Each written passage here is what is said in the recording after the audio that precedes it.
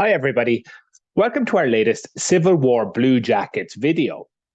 This one is the first in a new series we're going to take a look at, which is examining the records that we're using as we attempt to reconstruct the common soldiers' lives in the American Civil War.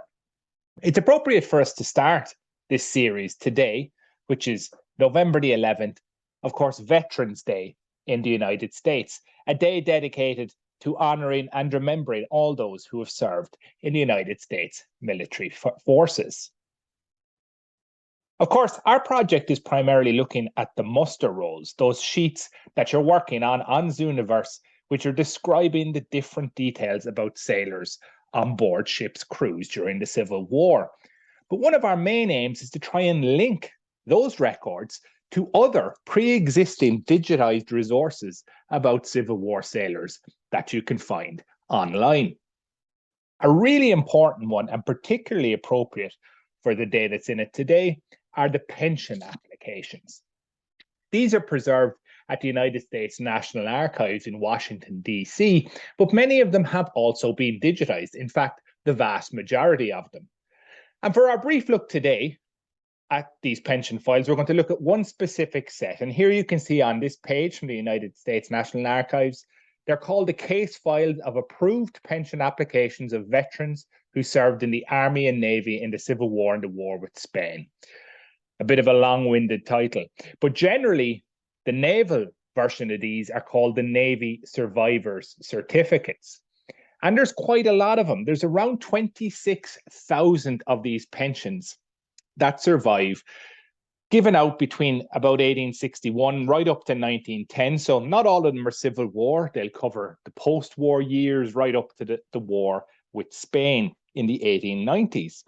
But the vast bulk of them relate to men who served during the war itself.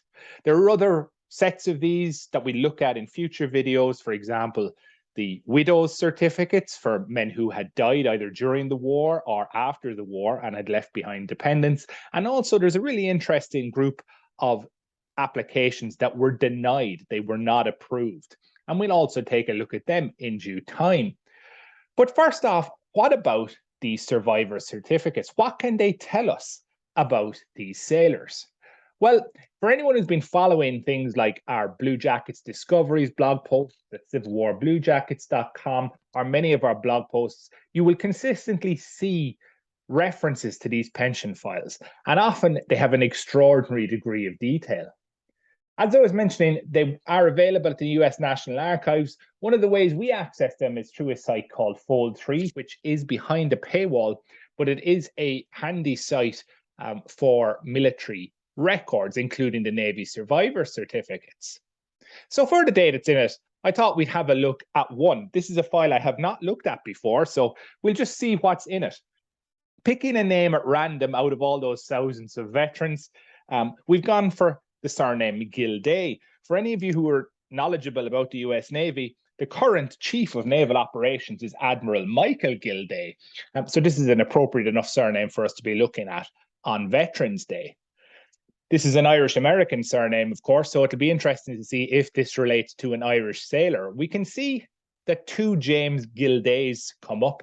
And let's have a look at this one. James Gilday, his pension number was 33969.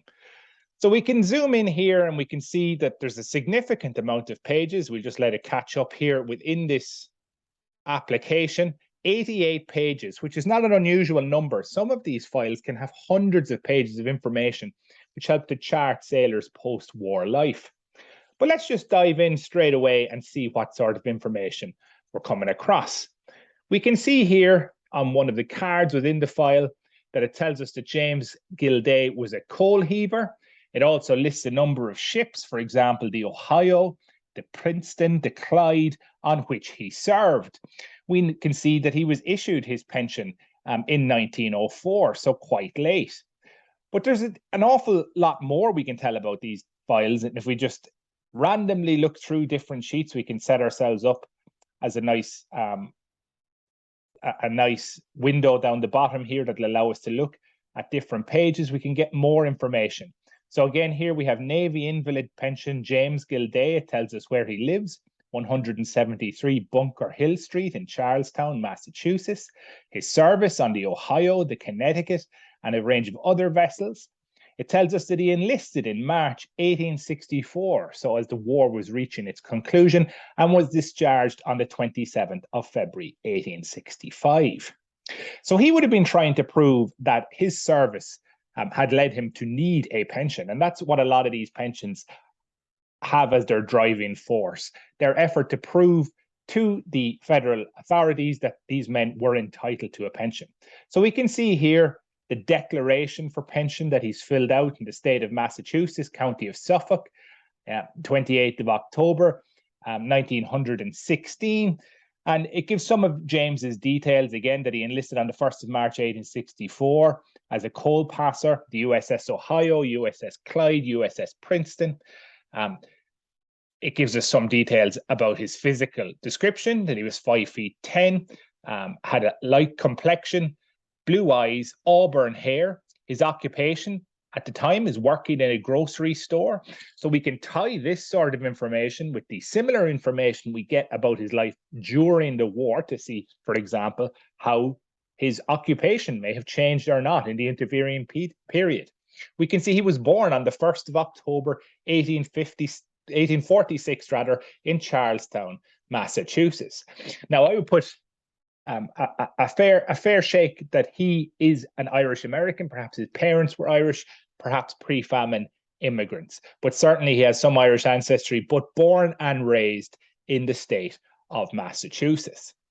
We can flick on, and most of these sheets are going to contain information about him trying to prove his service and his entitlement to pensions. Some of the most interesting, and when you're looking through and you get used to them if you're looking at the pensions, is there's a lot of very formulaic forms here. Things looking for increases at different periods as the federal government, as the years passed in the 19th and early 20th century, gave more and more money for veterans of the American Civil War. But one of the most interesting aspects you find are these type of documents that have a significant amount of writing on them. And these tend to be affidavits. So they can be affidavits from men who knew the sailor himself, his family, employers, a lot of medical professionals who are saying, for example, that a sailor may have got rheumatism as a result of his service. And these contain an awful lot of interesting information about these men. Here, invalid pension again, James Kildare. I enlisted in Boston, March the 1st, 1864, and was sent to the United States Receiving Ship, Ohio, where I remained till about July 15th, 1864. And then with a draft of, say, 300 men, I was sent to the Connecticut, to the South Atlantic Squadron, and from her were put on the Clyde, where I served till about February the 1st, 1865, when I was ordered home for discharge, and left Key West on the, I believe, Gem of the Sea, for Philadelphia, Pennsylvania. You can see, of course, we're dealing with cursive writing here. It can take a bit of getting used to with some of these, but once you've read a few of them, most of the words will become apparent to you. He was on the Gem of the Sea for Philadelphia, where we arrived on the 22nd of February, 1865, having been blown off the coast. These are all the vessels that I was on board of during my time in service. And again, now he's giving us some of his pre-war details. I was born in Charlestown, Massachusetts, October the 1st, 1846. I cannot tell why I should have given any other as my birthplace when I enlisted. This is an indication, and it'll be interesting to confirm this across things like the Naval Rendezvous returns of enlistment and indeed the Civil War musters that we're focusing on, what birthplace he has given.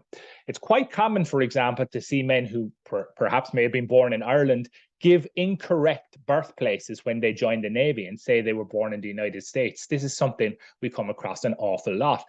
And of course, that raises questions as to why they're doing so. So we'll have to see where James gave as his birthplace during the Civil War. But here he is having to explain to the federal pension authorities why it's different. That's the important aspect here.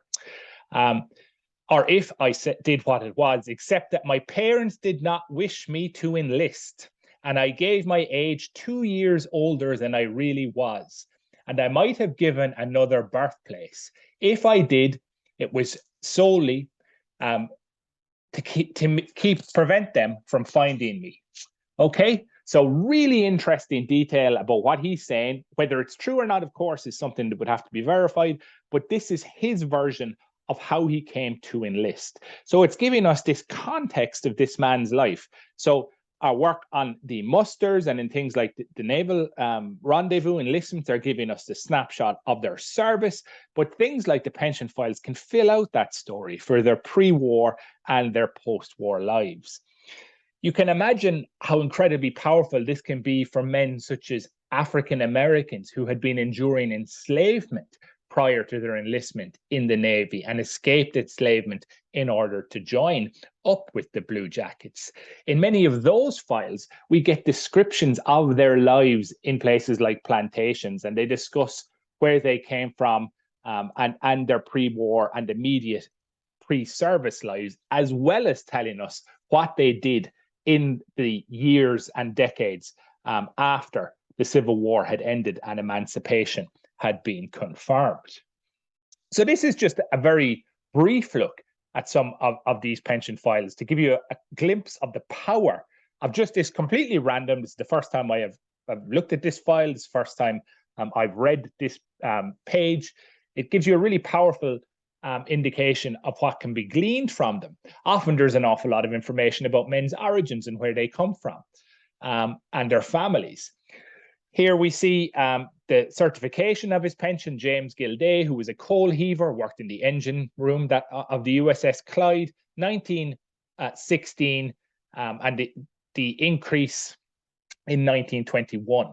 So giving us a real picture of his life, and also with this giving us a reminder of how long a lot of these men lived. Many of them were quite young when they enlisted in the Union service, and for many, their pensions are continuing right into the mid-20th century and giving us pictures all the way through into that period. And indeed, when we look at some of the widows' pensions, we see that it can even include when these men pass away, things like the cost of their funeral and the items that were used in their funeral. So we thought this would be an appropriate one for us to kick off this series, given that it is Veterans Day. And wherever you are, we hope you're having a good day. And at Civil War Bluejackets, we're remembering all those men, the 118,000 of them who served with the Civil War Navy. And we hope over the coming months and years, and with your help, to be able to tell an awful lot more about them. I hope you'll join us next time for another video that looks at some of our resources and sources as we continue the project. Take care.